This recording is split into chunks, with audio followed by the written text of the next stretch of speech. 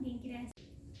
Oke, kali ini kita mau belajar tentang penggunaan jumlah orang atau jumlah berapa orang dalam bahasa Jepang. Contoh pengalaman yang aku pakai saat dalam bekerja ya. Dulu pernah bekerja di bagian restoran atau di kasirnya. Nah, itu setiap ada customer yang datang, kita akan menanyakan berapa jumlah tamu yang mau masuk atau yang mau makan, contoh gitu ya.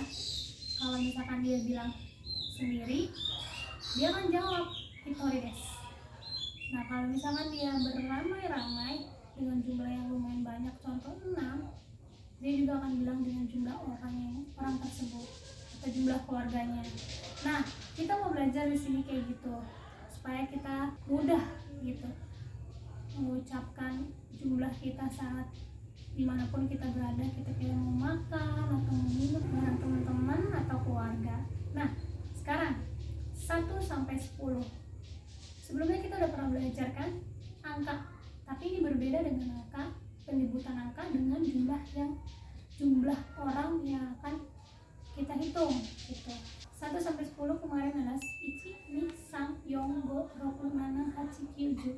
Oke.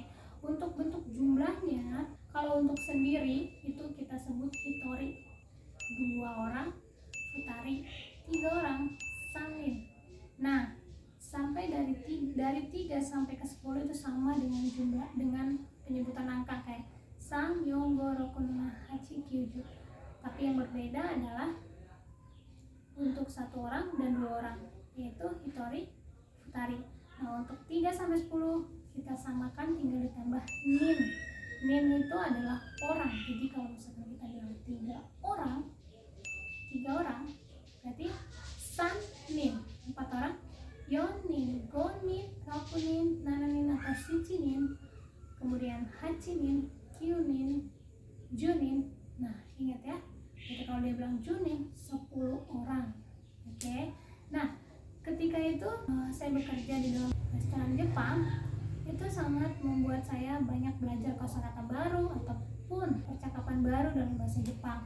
Nah, ini saya bagikan adalah menurut pengalaman pribadi saya juga, dan supaya bisa teman-teman juga yang kerja di restoran Jepang atau di departemen perusahaan Jepang atau dimanapun itu bisa menggunakannya dengan baik seperti itu. Nah, untuk pertanyaannya adalah ketika kita menanyakan berapa orang, simpelnya adalah nani desu ka?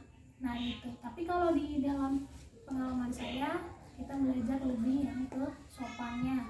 Nanmei sama desu ka itu sangat sopan. Kita gunakan untuk customer karena customer adalah raja, ya kan? Jadi kita tanyakan dalam bentuk nanmei sama desu ka, berapa orang Anda mau makan di sini begitu. Nah, dia akan sebutkan futari desu. Oke, kalau futari kita antarkan ke kursi yang sesuai dengan jumlah yang dia sebutkan tadi. Begitu juga kalau dia bilang hitori, terjadi apa? 1, hanya sendiri. Oke, kita tunjukkan ke kursi untuk sendiri begitu.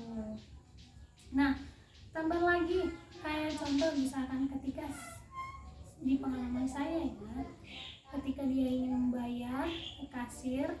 Nah, di dalam restoran itu adalah bentuk tabelnya adalah nomor, dan di dalam kursinya itu di atas kursinya nomor yang tertera, dan dia bisa tahu dia duduk di kursi mana.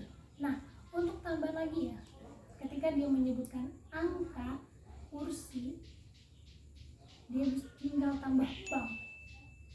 Nah, saya sebagai kasir, dalam bahasa Jepangnya adalah reiji. Reiji itu adalah kasir. Pasti menanyakan, karena saya juga sambil belajar ya kan. Saya akan tanya, doko desu ka? Anda dari mana? Bisa juga seperti itu simpelnya, atau nanbang desu ka? Mereka sudah pasti tahu. Misalkan ichibang desu, di nomor 1 saya duduknya. Nah, itu akan sangat mempermudah karena di sistem saya menurut angka meja di mana dia duduk gitu.